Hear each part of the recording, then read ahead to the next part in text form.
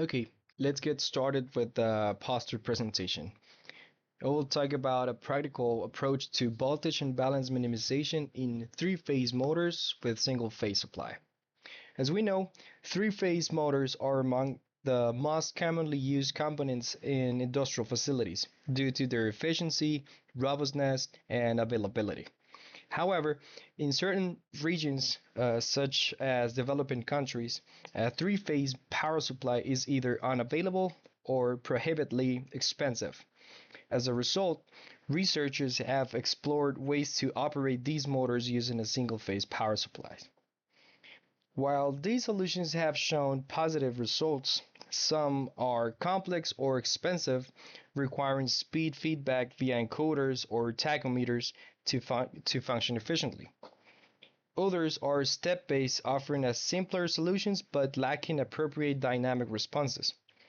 This research proposes a more practical solution with a dynamic response that does not rely on a speed feedback.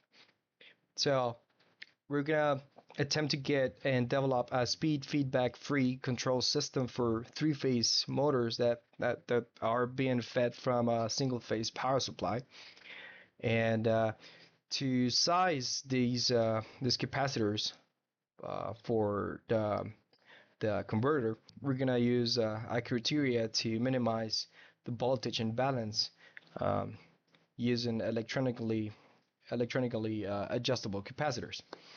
And we're attempting to create an accessible solution for users with limited technical expertise.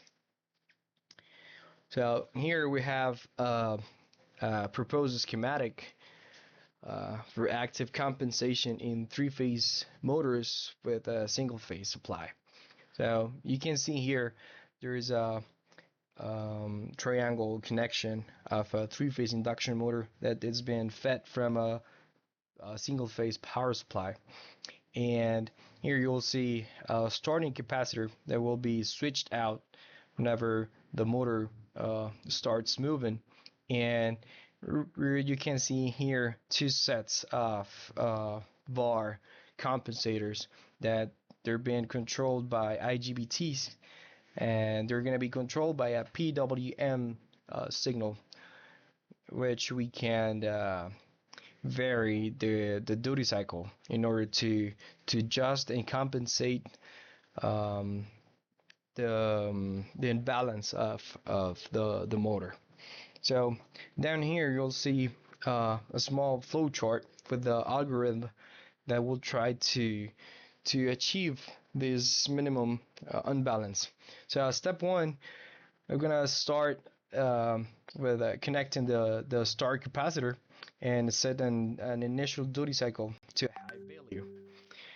At step two, you'll just because we're trying to minimize the voltage imbalance, we need to measure these phase voltages and calculate the imbalance. Step three, we're gonna disconnect the start capacitor and we'll introduce a perturbation that could be either increment or decrement the duty cycle. It's gonna recalculate the voltage imbalance and we'll evaluate the imbalance. If after the perturbation the unbalance increased, we need to revert a change and adjust in the opposite direction, and it do decrease the voltage imbalance. So that means that the perturbation is correct and we're going to continue adjusting D in the same direction.